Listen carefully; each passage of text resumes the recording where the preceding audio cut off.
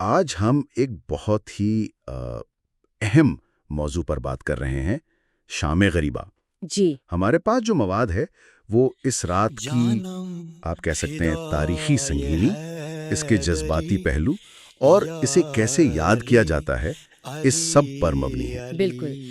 تو کوشش یہ سمجھنے کی ہے کہ عاشورہ کے بعد کی یہ رات اتنی مرکزی کیوں ہے؟ جی دیکھیے، شام غریبہ کا مطلب ہی ہے غریبوں یا کہیں مظلوموں کی شام۔ یہ اصل میں 10 محرم یعنی عاشورہ کا دن جب ختم ہوا تو اس کے بعد شروع ہونے والی رات ہے۔ اچھا، سن 661 ہجری یعنی 680 عیسوی میں کربلا کے میدان میں امام حسین علیہ السلام اور ان کے جو ساتھی تھے، ان کی شہادت کے فوراً بعد یہ رات آئی۔ یعنی ایک طرح سے ایک عہد کا خاتمہ تھا۔ جی بالکل، اور یہ اسلامی تاریخ میں خاص طور پہ اگر آپ شیعی نقطہ نظر سے دیکھیں تو ایک انتہائی دلدوز، ایک بہت ہی اہم موڑ ہے۔ تو یہ صرف ایک رات نہیں بلکہ ایک نئے سفر کا آغاز بھی۔ ذرائع کیا بتاتے ہیں اس رات کے واقعات کے بارے میں؟ کیسی تصویر کشی ملتی ہے؟ ذرائع یہی بتاتے ہیں کہ امام حسین علیہ السلام کی شہادت کے بعد ان کا اور جو دوسرے شہداء تھے ان کے اجساد مبارکہ کو وہیں کربلا کی گرم ریت پر بے گورو کفن چھوڑ دیا گیا۔ اللہ اکبر۔ اور جو یزیدی لشکر تھا انہوں نے نہ صرف لوٹ مار کی بلکہ اہل بیت کے جو خیمے تھے ان کو آگ لگا دی۔ خیموں کو بھی؟ جی، اور خواتین اور بچوں کو بے پردہ قیدی بنا لیا گیا۔ پھر شہداء کے سر نیزوں پر بلند کیے گئے۔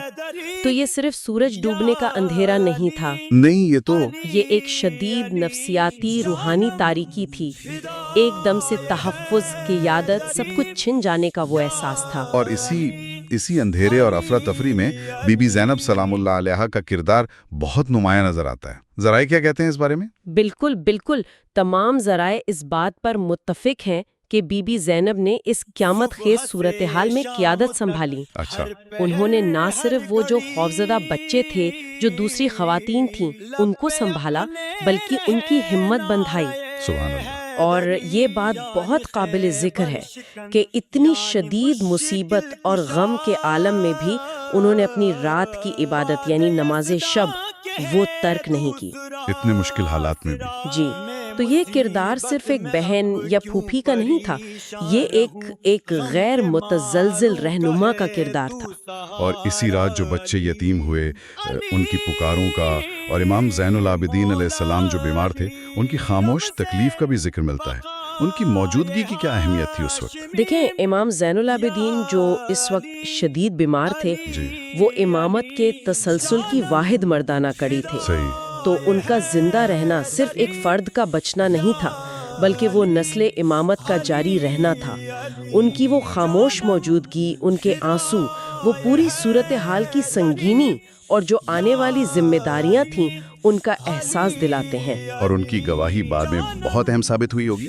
یقیناً ان کی گواہی نے ہی کربلا کے پیغام کو آگے پھیلانے میں مرکزی کردار ادا کیا، اور اصل میں یہی رات تھی کربلا سے کوفہ اور پھر دمشق تک کا وہ جو لمبا مشکل اسیری کا سفر تھا، اس کا آغاز یہیں سے ہوا۔ یہ تو واقعات کی جذباتی سنگینی ہو گئی۔ اب اگر ہم یہ دیکھیں کہ اس یاد کو تازہ کیسے رکھا جاتا ہے، خاص طور پر مجالس میں، ماتمی اجتماعات میں، اس کا کیا خاص طریقہ ہے؟ ہاں، شام غریباں کی یاد منانے کا انداز بہت الگ ہے۔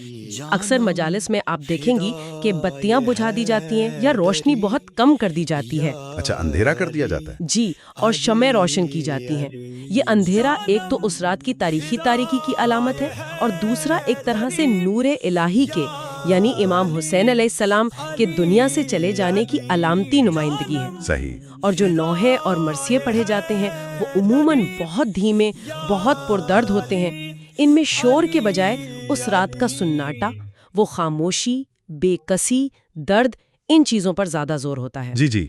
کبھی کبھی تو بغیر مائکروفون کے بالکل ہلکی آواز میں یا زینب یا سکینہ کی صدائیں آتی ہیں جو اس ماحول کو اور بھی پرسوز بنا دیتی ہیں۔ وہ ایک مشہور سطر ہے نا، کون سی؟ شام غریباں ہیں، سناٹا ہے، اندھیرا ہے، خیمے جل چکے ہیں۔ یہ اسی کیفیت کی عکاسی کرتی ہے۔ بالکل۔ اور آج کل کے دور میں جیسے ٹیکنالوجی ہے، آرٹ ہے، ویڈیوز ہیں، ان میں اس رات کو کیسے دکھایا جاتا ہے؟ کیا ذرائع اس پر کچھ بتاتے ہیں؟ دیکھیں ذرائع میں براہ راست جدید نمائندگی کا ذکر تو نہیں ملتا، لیکن جو آج کل ہم آرٹ فارمز دیکھتے ہیں، جو ویڈیوز بنتی ہیں یا ویژولائزیشنز، جی، وہ انہی بنیادی چیزوں کو ہی نمایاں کرتی ہیں۔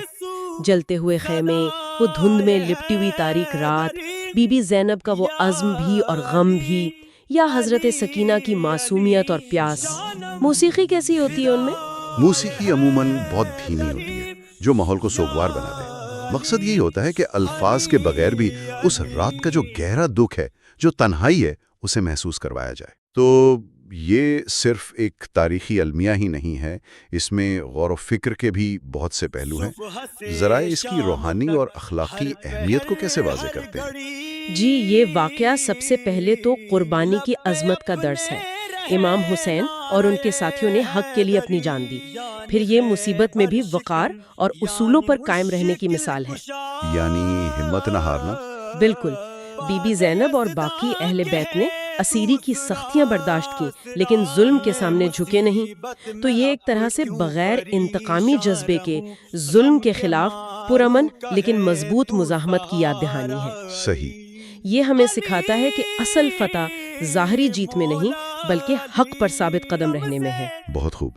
تو اگر ہم اس ساری گفتگو کا خلاصہ کریں تو شام غریباں اسلامی تاریخ کی ایک انتہائی مقدس اور واقعی دل کو دہلا دینے والی رات ہے۔ جی بلا شبہ۔ یہ صرف غم کی رات نہیں بلکہ صبر، استقامت اور شدید ترین حالات میں قیادت جیسے بی بی زینب نے دکھائی، اس کا ایک نمونہ بھی پیش کرتی ہے۔ اور یہ نقطہ بھی بہت کلیدی ہے کہ ظلم چاہے وقتی طور پر کتنا ہی طاقتور کیوں نہ لگے، آخرکار سچائی اور حق کے اصولوں کے سامنے ماند پڑ جاتا ہے۔ تاریخ نے یہ بارہا دکھایا ہے۔ بالکل صحیح۔